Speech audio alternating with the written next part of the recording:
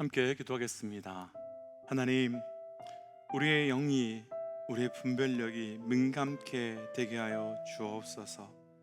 쉽게 속고 쉽게 넘어지는 자가 아니라 말씀대로 나아갈 수 있도록 은혜 허락하여 주옵소서. 이 모든 말씀 예수님 이름으로 기도하였습니다. 아멘. 할렐루야.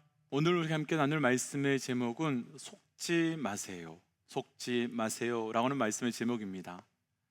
아마도 우리 믿음의 동역자들께서도 지금까지 살아오시면서 한두 번쯤은 속아보신 경험이 있으리라 생각됩니다. 그럼 왜, 무엇 때문에 속으신 건지요? 사실 우리가 정신을 차려서 속지 않으려 해도 속이려고 작정한 사람들한테는 속지 않는 것이 결코 쉽지 않은 일입니다. 그런데 사람만 우리를 속이려는 것이 아니라 사단도, 어둠의 세력도 계속해서 우리를 속이려 합니다.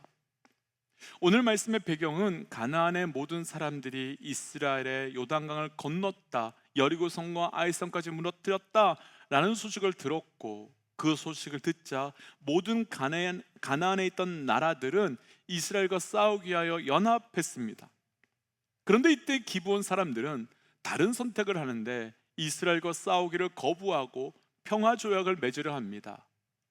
문제는 이스라엘은 이방 사람들과 하나님 말씀 때문에 자신들과의 조약을 맺지 않을 것이라는 것을 알기에 이스라엘을 속이려고 하는데, 오늘 말씀의 견해를 보면 아시겠지만 그 속임수가 통했습니다. 오늘 말씀은 이스라엘 백성들이 기브온 사람들에게 속는 사건을 통해 사단이 어떤 방법으로 우리를 속이는지 함께 묵상하고 온전히 분별해 나갈 수 있는 영적 은혜가, 또 분별의 삶을 살아가는 은혜가 있기를 축복합니다. 먼저 오늘 본문의 12절 말씀 함께 좀 읽어볼까요? 12절입니다. 우리의 이 떡은 우리가 당신들에게로 오려고 떠나던 날에 우리들의 집에서 아직도 뜨거운 것을 양식으로 가지고 왔으나 보소서 이제 말랐고 곰팡이가 났으며. 아멘. 기브온 사람들은 멀리서 온 것처럼 보이기 위해서 남은 낡은 옷과 곰팡이가 핀 빵, 오래돼서 헤어진 술, 그런 것으로 위장했습니다. 그런데도 백성들이 의심하자 의심하는 이스라엘들에게 보소서라고 말하며 자기들이 마치 멀리 온 것처럼 거짓말로 속입니다. 그런데 이 순간 의심했던 이스라엘 백성들은 그것을 보는데, 그러면서 이들이 정말로 멀리서 온 사람들이라고 믿게 됩니다. 아니, 더 정확하게는 믿게 되는 것이 아니라 속게 되지요. 이상합니다. 분명 방금 전까지 의심했었습니다. 그런데 이런 것들을 보자마자 이스라엘 백성들은 속게 되었습니다. 그럼 기브온 사람들이 이스라엘 백성들을 속이기 위해 가장 본질적으로, 그리고 가장 처음 방법으로 사용한 것이 무엇입니까? 바로 보소서라고 말하는 그 시선의 문제, 곧 우리의 시선을 속임으로써 사단은 우리를 속이고 우리를 넘어뜨리려 한 것입니다. 그래서 우리는 사단의 영적 속임수에 넘어가지 않기 위해 우리의 영적 그리고 우리의 육적 이 시선을 정말 잘 관리해야 됩니다. 사단이 왜 우리를 속이고 넘어지게 하기 위해 우리의 시선을 빼앗는지를 보여주는 아주 좋은 예가 있습니다. 요한복음 5장에는 베데스다 연못에 38년 된 병자를 예수님께서 고쳐주시는 장면이 나오지요. 이 연못에는 아픈 사람들이 많이 몰려와 있었는데 그 이유는 이 연못에 신화가 있었기 때문입니다. 천사가 내려와서 물을 움직이게 할 때 연못에 가장 먼저 들어가는 사람은 어떤 병이든 치유가 된다라는 전설 때문이었습니다. 그래서 그 베데스다 연못 주위에는 늘 많은 병자들이 있었습니다. 그런데 어느 날 예수님이 그 근처를 지나가시다가 바로 그 연못에서 병 낫기를 기다리는 38년 된 병자를 고쳐주셨습니다.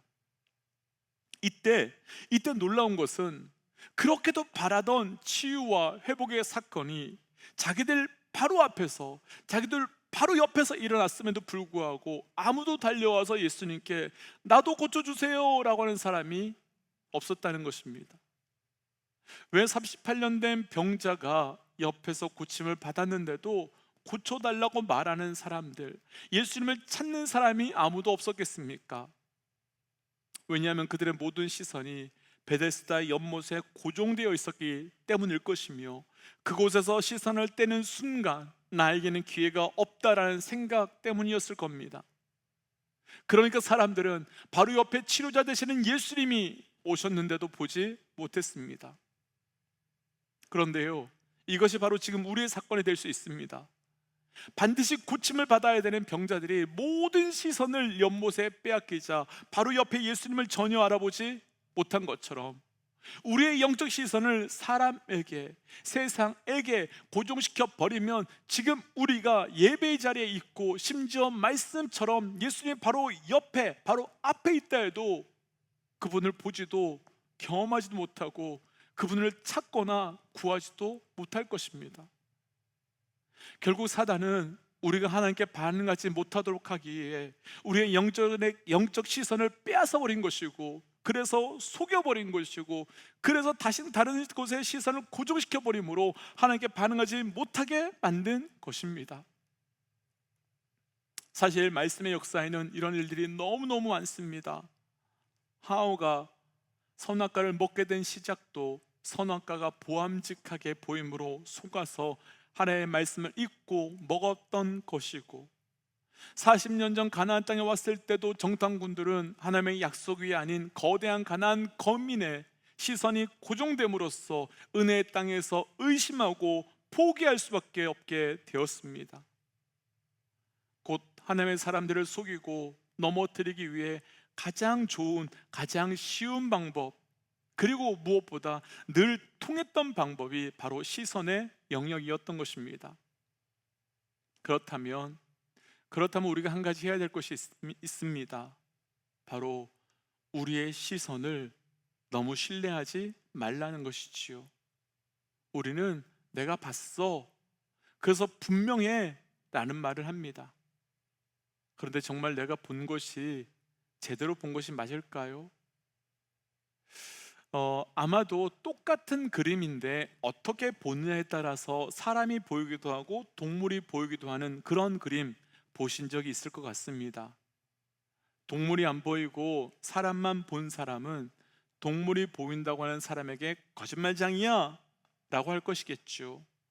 동물이 보이고 사람이 안 보이는 사람은 저 사람 틀렸어 라고 말하겠지요. 그리고 둘 다 보이는 사람들은 한 가지만 보는 사람들에게 바보야 라고 하겠지요. 그렇다면 우리가 영적으로 시선을 빼앗아 우리의 시선을 빼앗아 속이려고 하는 사단에게 속지 않을 수 있을까요? 본문 14절 함께 읽고 말씀 나눠보겠습니다. 14절입니다. 무리가 그들의 양식을 취하고는 어떻게 할지를 여호와께 묻지 아니하고. 하나님은 분명히 왜 이들이 속았는지를 묻습니다. 여호와께 묻지 아니하고.